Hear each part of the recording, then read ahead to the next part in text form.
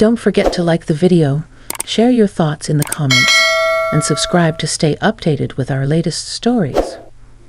I never thought I would find myself in this position, sitting across from my husband's boss, my hands wrapped around a cup of coffee that had long gone cold, my heart pounding so hard I could hear it in my ears. The words he had just spoken lingered in the air between us, thick and heavy, changing everything I thought I knew about my marriage, my husband, and the life we had built together over the past 35 years. But let me back up a little. My name is Diane. I'm 59 years old, and for most of my adult life, I've been happily married to Richard, a man I once believed was my perfect match. We met in college, married young, and built a life together, raising 2 children and weathering the storms that inevitably come with a long-term relationship. Richard had always been a hard worker, devoted to providing for our family, and while our marriage wasn't perfect, I had never once doubted his loyalty or the foundation we had built. That all changed the night of the company gala. It was one of those extravagant corporate events that Richard's company hosted once a year. Lavish dinners, flowing champagne, and speeches that went on far too long. I had attended dozens of these over the years, always playing the supportive wife, smiling politely at people I barely knew while Richard shook hands and talked business. But this year was different. There was a shift in the air, something I couldn't quite put my finger on. Maybe it was the way people looked at me, pitying, curious, almost hesitant. Or maybe it was the way Richard himself seemed, distant. He had always been charismatic at these events, but that night he seemed preoccupied, distracted, his smile forced. I had planned to ignore it, to push aside the gnawing unease in my gut, until Richard's boss, Alan Whitmore, pulled me aside. Alan was in his early 60s, a well-respected man with salt and pepper hair and an air of quiet authority. We had always been cordial, exchanging pleasantries at these events, but we had never had a conversation beyond the usual small talk. That night, however, he looked at me with something different in his eyes, something almost like regret. "Diane," he said, his voice low, "would you mind stepping outside with me for a moment? There's something I need to talk to you about." I hesitated, glancing around the room. Richard was deep in conversation with a group of executives, laughing at some joke I hadn't heard. For a brief second, I wondered if he had noticed that his boss was pulling me away, but he never even looked in my direction. I followed Alan out onto the balcony, where the cool night air wrapped around us, a stark contrast to the warmth of the ballroom. The city stretched out before us, lights twinkling against the dark sky, but I could hardly appreciate the view. My nerves were on edge. "What is this about, Alain?" I asked, my voice steady despite the unease creeping into my chest. He exhaled slowly, rubbing the back of his neck as if searching for the right words. "Diane, I wouldn't be telling you this if I didn't think you had a right to know. And I need you to understand that I'm not trying to interfere in your marriage. But I can't keep quiet about this anymore." My stomach clenched. Keep quiet about what? Alan hesitated, then met my gaze with a solemn expression. "Richard has been keeping something from you. Something big." The world seemed to tilt slightly beneath me. I gripped the railing, my knuckles white. "Alan, if you have something to say, just say it." He sighed, then spoke the words that would unravel everything. "I know about her." For a moment, I couldn't process what he meant. The words felt foreign, disjointed, like pieces of a puzzle that didn't fit together.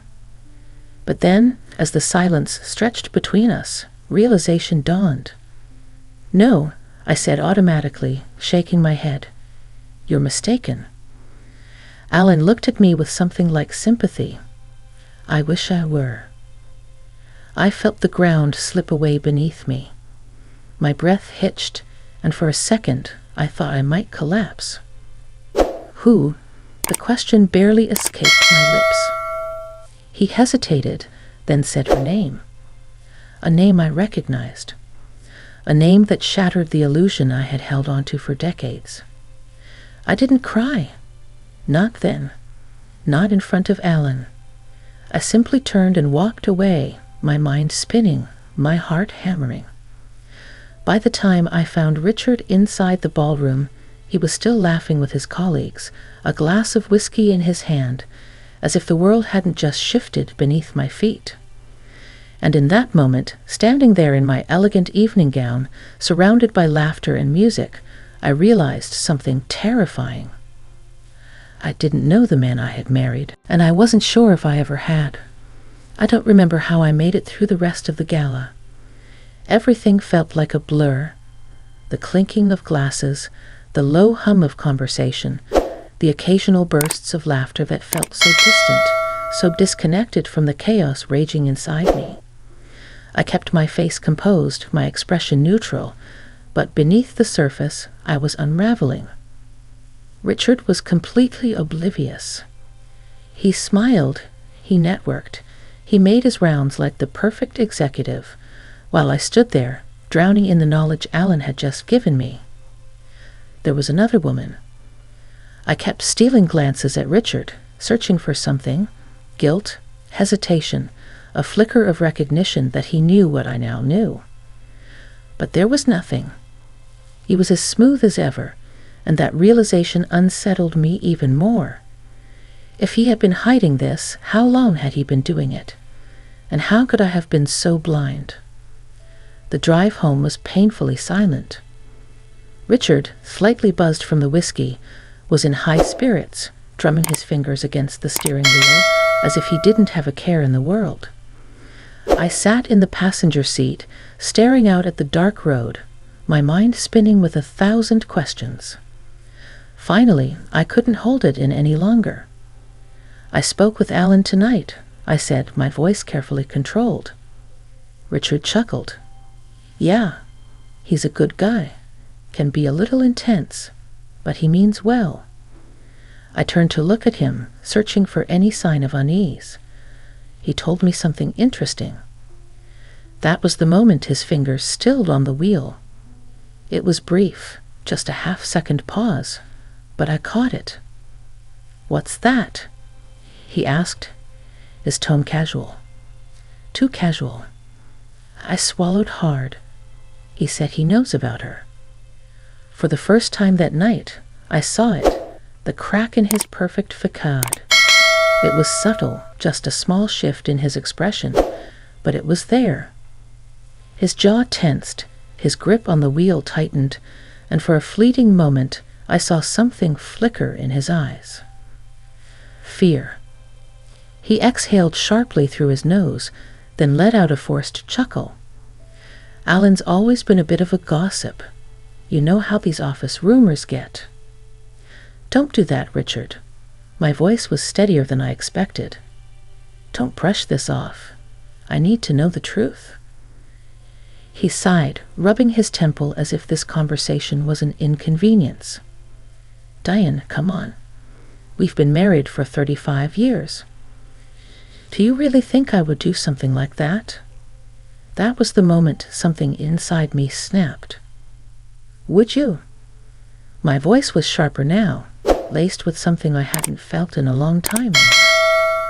Because right now, I don't know what to think. I don't know what to believe. But I do know that Alan wouldn't have pulled me aside unless he had a damn good reason. Richard's lips pressed into a thin line. His silence spoke louder than words. The rest of the drive home was suffocating. When we pulled into the driveway, I got out of the car before he even turned off the engine. I walked straight into the house, my heels clicking against the tile floor as I made my way to the kitchen. I needed something to hold on to, something solid, something real. I poured myself a glass of water, but my hands were shaking too much to take a sip. A moment later, Richard stepped into the kitchen, his face drawn, his eyes darker than before. He leaned against the counter, crossing his arms. "You really want to do this now?" he asked. I let out a bitter laugh. "No, Richard, I'd rather wait until our 40th anniversary dinner to discuss your affair." He flinched, just slightly, but I caught it. "Who is she?" My voice was quiet, but firm. He looked away, staring at the marble countertop as if the answer were carved into the stone. "Diane," he sighed, "it's not what you think." I slammed my glass down. "Then tell me what it is, because right now it looks an awful lot like my husband has been lying to me." The silence stretched between us. Then, finally, he spoke. "It's complicated." I let out a hollow laugh. "Oh, I bet it is." He ran a hand through his hair, looking more exhausted than I had ever seen him. "She's someone I work with. It's not. It's not an affair, not in the way you're thinking." "Not in the way I'm thinking," I repeated, my voice shaking. "Then tell me, Richard, how should I be thinking about it?" He hesitated, and that hesitation cut deeper than anything else. "I never meant for it to happen," he finally said. "It wasn't planned. It just happened." There it was. The confirmation. A cold, sharp pain settled in my chest, one that I knew would take a long time to fade. "How long?" I asked, barely recognizing my own voice. Richard inhaled deeply, then exhaled. "About a year?" "A year." An entire year of deception. An entire year of him coming home to me, sitting across from me at the dinner table, kissing me goodnight, all while another woman existed in the spaces between. Tears pricked at my eyes, but I refused to let them fall. "Who is she?" I asked again. Richard's shoulders sagged. "Her name is Julia." Julia. The name echoed in my mind, foreign yet familiar. I knew that name. She had been at the gala tonight. I had seen her. A younger woman, mid-40s, attractive in a polished, professional way. I had even complimented her dress. And all the while, she had been sleeping with my husband. I took a deep breath, gripping the edge of the counter to steady myself. "Do you love her?" Richard's head snapped up, his eyes wide. "Diane, come on. I love you. I've always loved you." "But you wanted her." He didn't answer. He didn't have to. The truth was already there, hanging in the space between us, impossible to ignore. I turned away, feeling something inside me shift, something irreversible. I had spent 35 years building a life with this man, believing in the foundation we had created. And now, in the span of one night, that foundation had cracked beneath my feet. And for the first time in my life, I didn't know if it could be repaired. The silence between us felt heavier than words could ever be. The weight of his confession pressed down on my chest, making it hard to breathe. I had spent 35 years loving this man, trusting him, believing that what we had was solid, unshakable. And yet, here we were. Richard shifted his weight, exhaling through his nose as if bracing himself for another round of questions. But I had none left. At least, not in that moment. I turned away from him, my hands gripping the cool marble of the kitchen counter. I could hear his breathing behind me, unsteady, unsure. It struck me how unfamiliar that was. Richard was always so sure of himself, always so in control. "Diane, please?" He started, his voice softer now. I closed my eyes. "I need some air." Without waiting for his response, I grabbed my coat and walked out the back door. The night was cold, but I welcomed it.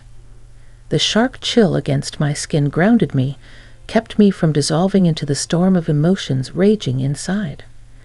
I stepped onto the patio, staring out at the garden Richard and I had tended together for years. The hydrangeas had long since lost their bloom, their dried petals rustling in the wind. A single porch light cast a golden glow across the yard, illuminating the familiar yet suddenly foreign space. How many nights had I stood here, completely unaware of the other life he was leading? Footsteps behind me. I didn't turn. "I never wanted to hurt you," Richard said quietly. I let out a bitter laugh. "You always were good with words." A pause. "It wasn't about replacing you, Diane." I turned then, my arms crossed against the cold. "Then what was it about, Richard? Tell me, because I'm dying to understand." He hesitated, rubbing a hand over his face. He looked older than he had just hours ago. "I don't know," he admitted. "I wish I had a better answer, but I don't. It just happened." I shook my head. "No, Richard, it didn't just happen. You made a choice. You made hundreds of choices over the past year. Every text, every lie, every moment you spent with her, that was a choice." He flinched at my words, but didn't argue. I took a deep breath, trying to steady the tremble in my voice. "Did you ever think about me? About us?" His eyes darkened with regret. "Of course I did, every single day." "Then why wasn't that enough?" Richard swallowed hard. "I don't know." The wind carried the silence between us, wrapping around me like an unwanted embrace. I turned my gaze back to the yard. "Alan told me something else tonight." Richard stiffened.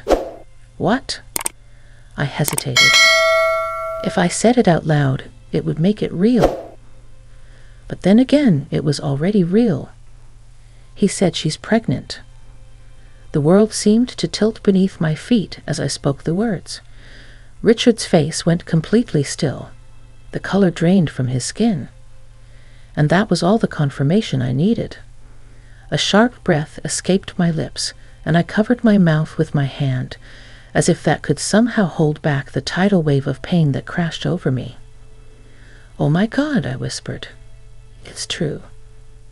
Richard's hands clenched into fists at his sides. "Diane,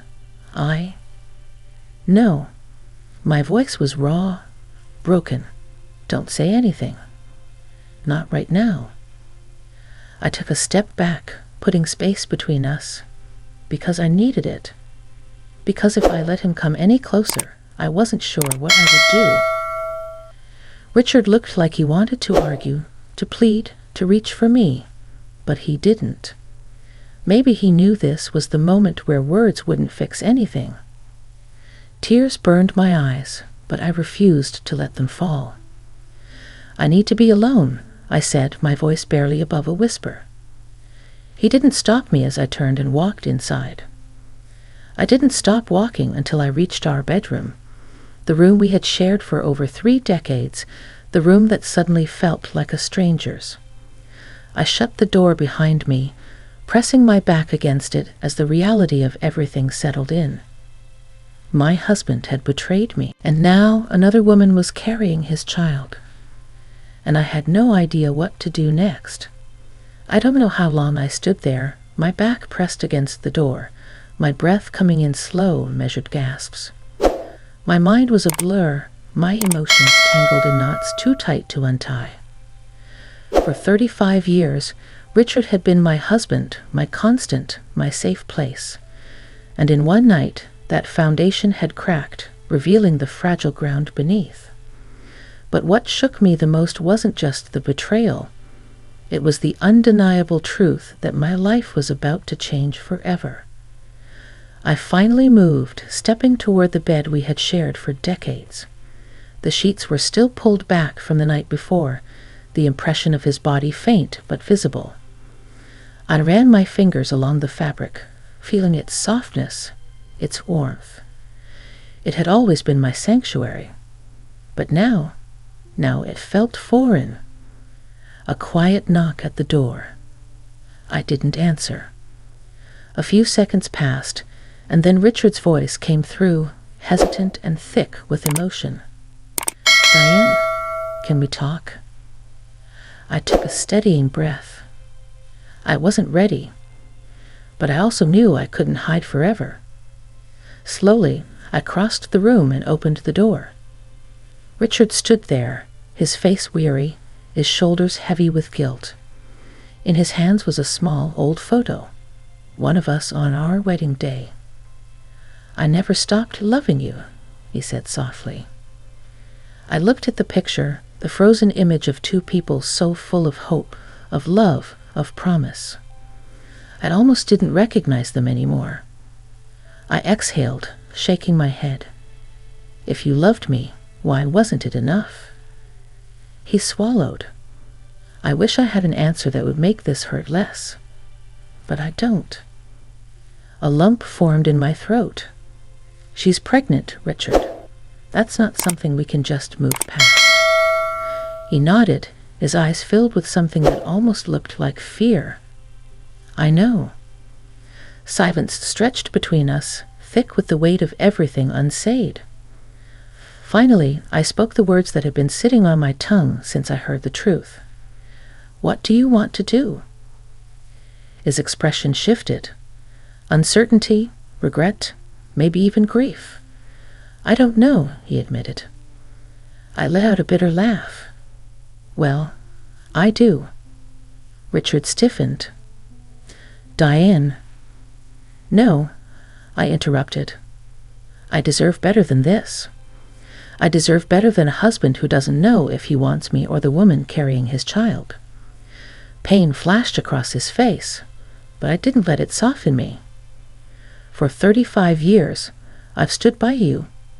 I've loved you. I've sacrificed for you. And this is what I get in return." My voice broke, but I didn't stop. "I won't beg you to love me, Richard. I won't fight for someone who didn't fight for me." His lips parted as if he wanted to argue, but I saw it in his eyes. He knew I was right. I squared my shoulders, standing taller than I had in hours. "I need space, and I need time. But most of all, I need respect, and I won't stay where I'm not valued." Tears welled in his eyes, but he nodded. "I understand." I stepped back, gripping the edge of the door. "Then I think you should leave tonight." His face twisted with emotion, but he didn't fight me. He just gave a small nod, then turned and walked away. As I closed the door behind him, a strange thing happened. For the first time that night, I didn't feel like I was drowning. I felt like I could finally breathe. Months passed. Richard moved into a small apartment across town. The divorce papers were filed, and though it hurt, God, it hurt, I knew it was the right decision. There were nights when the loneliness crept in, whispering doubts into my ear. But those nights grew fewer, and the mornings became brighter. I rebuilt myself, piece by piece. I started taking long walks, reading books I had once set aside, reconnecting with friends I had neglected in the haze of marriage. And slowly, I found something I hadn't realized I had lost. Myself. Because at the end of it all, I wasn't just Richard's wife. I was Diane. And that was enough.